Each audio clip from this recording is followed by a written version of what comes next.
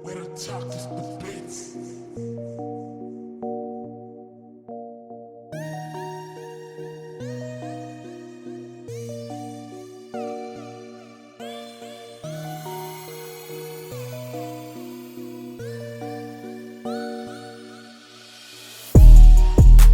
Hi Andrew, my name is John Connor. Could you tell us a bit about yourself first? Hello, my name is Andrew Merradith.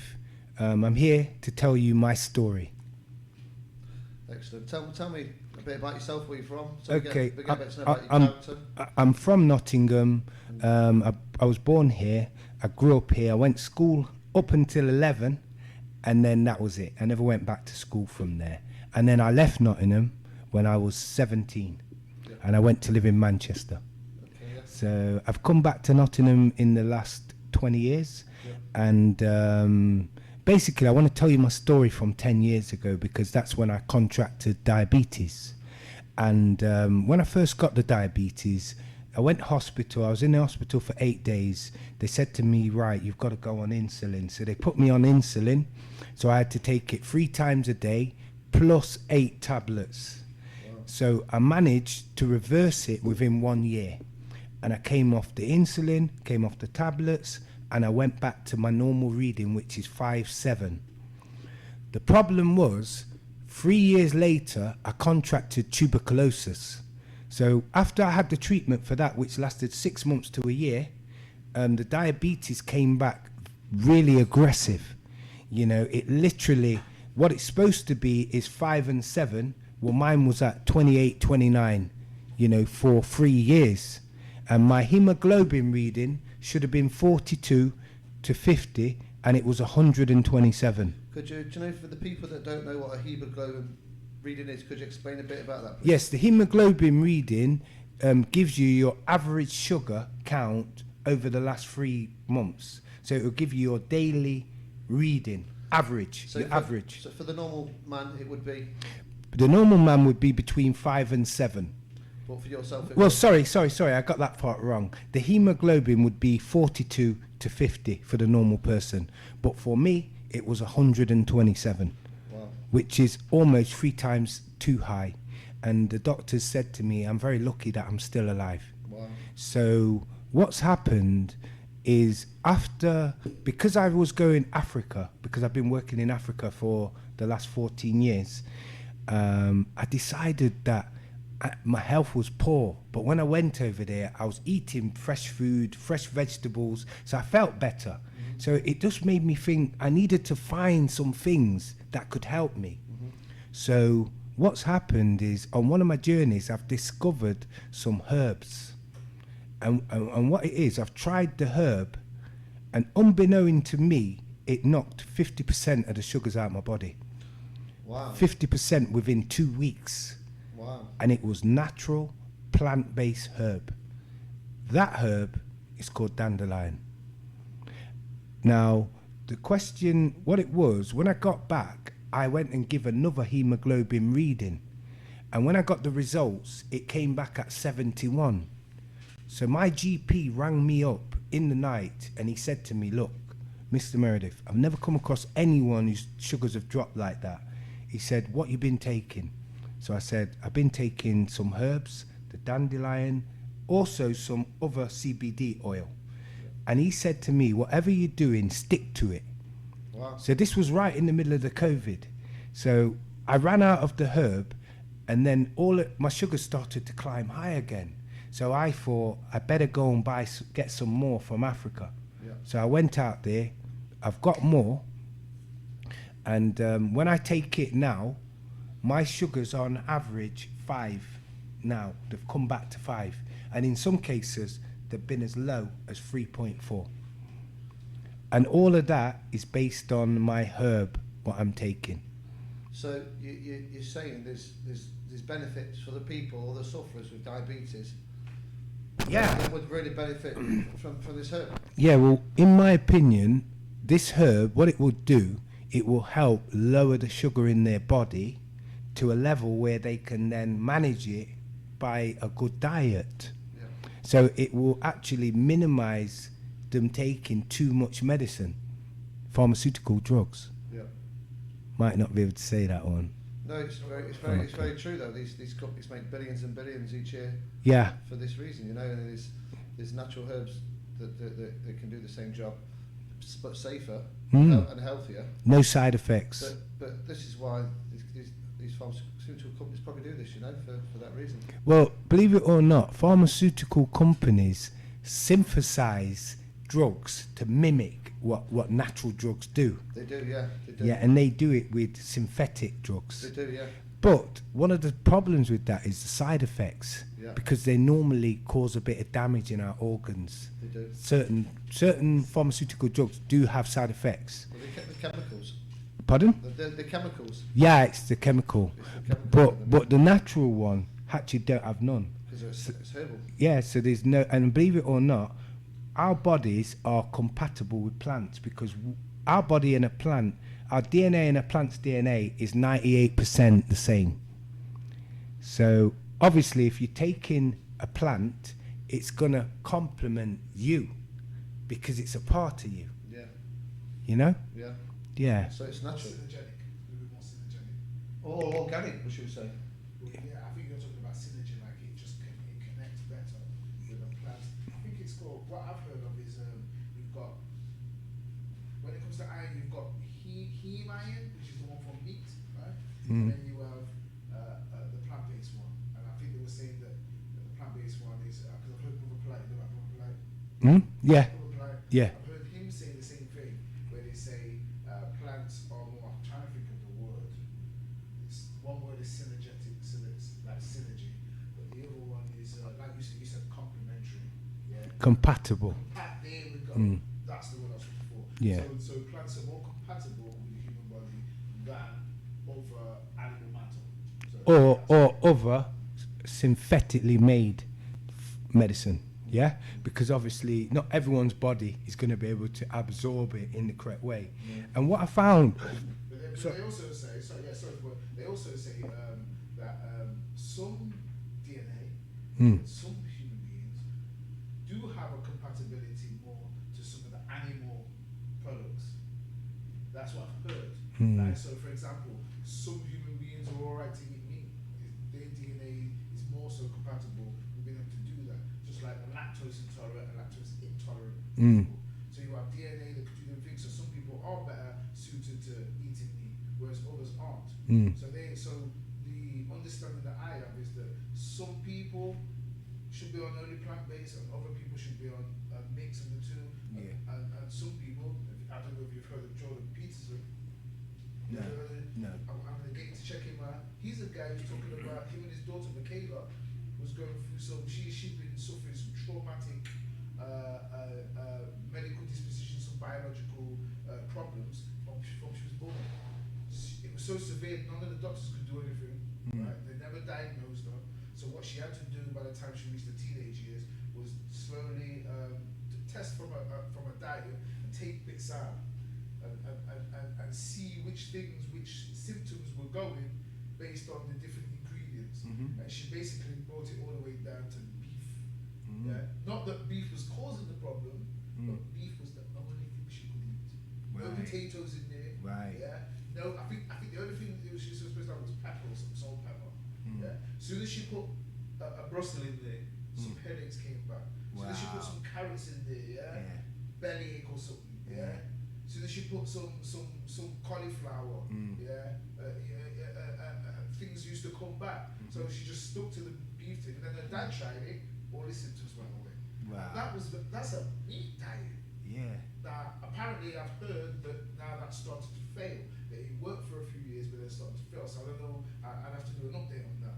But that was just an example to show how maybe different DNA has different requirements. So I don't know whether you know about that because you know more than I do. I know what you're talking about, because what you're basically saying, I've done a similar thing myself in the past, because I had a skin condition, and obviously we had to decrease certain things, so we had to actively stop using this, and then eventually we worked out it was the perfume, because it was a skin problem. So we worked out it was a thing called, Carry on, sorry. I'm gonna do I know I'm going off point here, and I don't really want to go too far off point, but I'll just make this point quick, yeah? what we found out, it was a thing called linalool, what they put in every shampoo, shower gel, washing stuff, and that's what I was allergic to. But you had to stop eating certain foods eventually, you know what I mean, and then to discover what it was. But anyway, let me get back to point now. Yeah, so getting back to point now, I think, you know what, I think we should cut it. You know why? Because we've lost my point where I was. Yeah, and if we go back to it, are you going to edit it?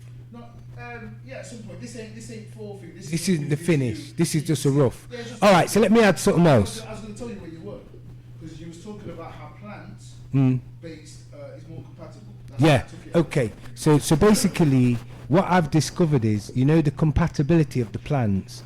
I've noticed that when I take them, they seem to give my body itself. It's like giving back to itself, because our bodies are made up of carbon, iron, zinc, potassium, water, blood, and all of them things normally you find in plants, you see.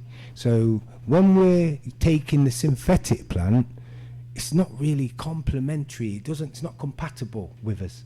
So it might work because it's been mimicked like the real one, but after a short while we'll become immune to that, and then we'll have to find either an alternative or a stronger version. So what it brings me to now is the product what I take. Yeah, so since I've been taking this product, my sugars now are reading literally between 5, 7, and sometimes they go as low as 3.4. Now when it goes that low, it means that I've got at least too little sugar in me. So normally it means that my dosage, what I've been taking, is too strong. So now recently I've been taking a lot less, so I'm able to make it come down at a more slower pace. So in future, what I intend to do is show you how I make the product, the portions of the product, and the results of the product by filming me doing a test on my blood in front of the camera. So you're going to see my reading. I'm going to film me making the portions what we need. I have to show you weighed out, and then I have to show it you how I make it, and then after that we drink it, and then after all of that, that's it. That's all it is, nothing more. But because that product is so compatible with us, that's why it works. Okay. And is this purely for diabetes, or is this for other? No. Is this a remedy for other things as well? This is a remedy for a lot of things, because what it is, this dandelion is a blood cleaner. So normally a lot of problems, medical problems, are caused by the blood in our body. You know, like the other day, for example, I have a man suffering with gout, which was a painful thing in his leg. So I said to him, right, take, huh? King Henry VIII used to suffer from that. And he took the dandelion, and believe it or not, it healed it. Because it healed it, because what it does when it's in your blood, because it makes oxygen come in your new blood, that's what heals things, the oxygen. So is it a lack of oxygen that's causing it, or that's perpetuating it, or something? I think what it is, when you get that type of infection, yeah, you get a bad infection, say in your leg.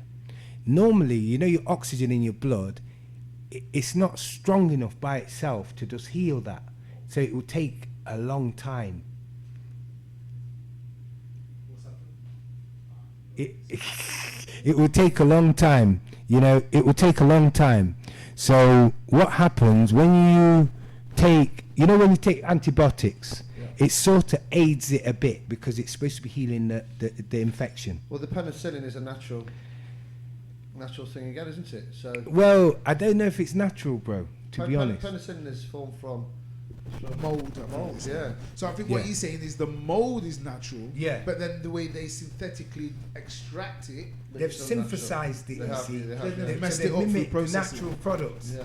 But don't get me wrong, it still works. I understand that it works. Yeah. But I don't know, because sometimes they tell you if you take too many, you get immune to them.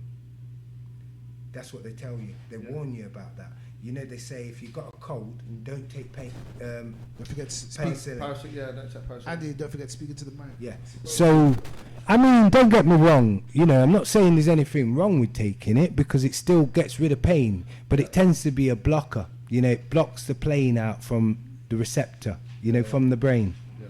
So it's not actually healing what causes the pain. It's like taking painkillers when you've probably got a muscle strain and then playing football. You're probably doing more damage than you are good. Or it's like you've got a toothache. You take painkillers, but you've got a rotten tooth. The painkillers are not going to heal the tooth. You know what I mean? But they're going to stop the pain. Yeah. You know what I mean? So it seems like it's gone, but it's not. Yeah. really gone. So normally you have to go to the root of that, literally. To solve it. You know what I mean? But yeah, I mean, basically, I'm alright with that for now. So you're doing the blood stuff, the hemoglobin stuff. Yeah. Oh yes, I was. Sorry, diabetes. Sorry, you was asking me a question. So I was saying, a lot of illnesses are blood poisoned illnesses. So normally, if it's something what's causing a problem through your blood, the dandelion will heal it. But it's like an all-rounder, because I tell you what it does. It goes in your blood, it cleans your blood. It goes in your liver. It helps clean out all the toxins what the liver's capturing from the body. In the kidneys now, if there's any kidney stones, it dissolves them and it helps it function as normal. Wow. It also alkalines your water. You know, have you ever heard of alkaline water in our body? Yeah.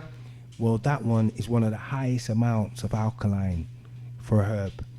Wow. Yeah, and I'm on about the ones, not like my one, the ones before it are 22. My one is about 50 to 80% alkalinity. What that is, you know what alkaline is? It pHs your waters in our body. So sometimes we have a acid imbalance We do, yeah. and it neutralizes it. When you have an acid imbalance, you tend to get depressed, feel tired, lethargic. Yeah. You know what I mean? But when it's level, you feel normal. Yeah, You do, feel yeah. good. Yeah. Do you know what I mean? Yeah, very true. So that's kind of one of the benefits of it. I'm finding this very interesting. Oh, yeah. This conversation. Yeah, it's very interesting. Yeah. Is there anything else? Because this is taking too long. I want it to end now. Come on, guys, come. And Rebecca's hungry as well. So yeah. Yeah, I need to get her some food. So yeah, so I think it's been fascinating. We've got a lot more for you to share. Yeah. We're gonna have a lot more questions to ask you, and we're gonna get into in depth into the causes, the solutions to a lot of these problems. Yes. Because if we don't get to the causes as well, like you said, Yeah. it's like just treating the pain or putting a plaster over something. You need to get to the root of the problem. So we need to be discussing how you get to the roots and how you develop and deal with them and prescribe them to yourself. And Well, you see, most of these, right, are worked out. It's like I've got my own hypothesis about it because I'm the person who's been through it, you see. So I've been feeling it. I've been feeling the symptoms. I've been feeling the pluses and the negatives. So in the end, I developed my own. And one thing I've established is there's different things going on. The pancreas isn't functioning so good. The kidneys are not functioning, doing their job. And the liver doesn't seem to be. So if you can get them right, you know, like the pancreas, for example, what I'm saying about the pancreas is it's not producing enough insulin for the body. But normally there's a reason. So there's something that's prevented it from doing it. It could be inflammation. It could be fatty acids. So it could be any one of them things. So what we have to tend to do, they tend to say if it's fatty acids, people go on a diet. And when it gets low, it starts functioning. But if you're slim, like me, it's less likely to be that. So then it's more likely to be inflammation. And being inflammation now, if you can't heal that inflammation, that area is not going to function correctly, even though it's inside, internally. You know what I mean? So if the structure of your body's broken down inside, it won't function as well. Do you understand me? All right. Sorry, one last thing. And if it is, you said if you're a bigger person, it could be the fat. If you're a smaller person, it won't be the fat. But what would it be? Or how would you go about? Because Do you know what it would be? What it would be is eating the wrong foods. Yeah? Like, for example, if we're eating too much white sugar and things like that, you know, throughout our life, we're eating too much bad things. Chocolates, fizzy pop, you know, all these kind of things. You know what I mean? And then eventually, they kind of damage that area. Do you know what I mean? Because it's normally supposed to be, it goes through a process. Yeah, you eat food, it gets broken down into insulin in our body, and then it's supposed to absorb it and then get fed to our body. So when we've got enough, it automatically shuts off.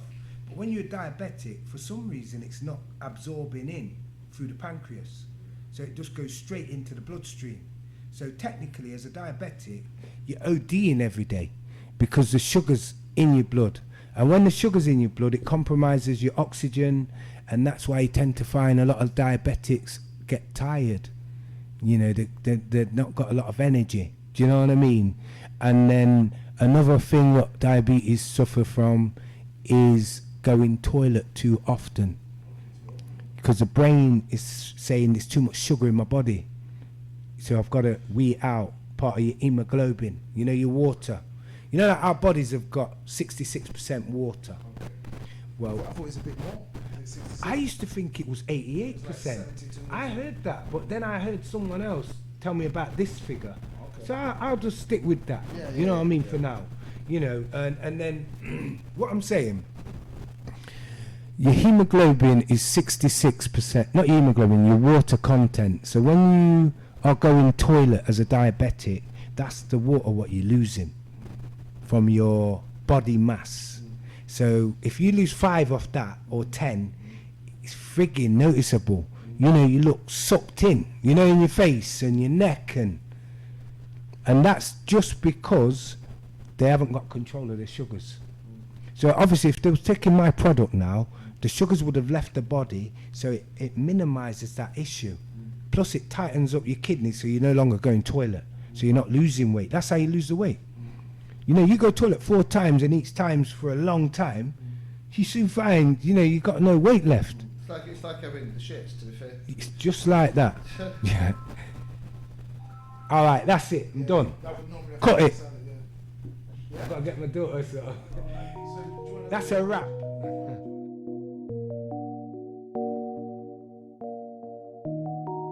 Where the talk is the beats.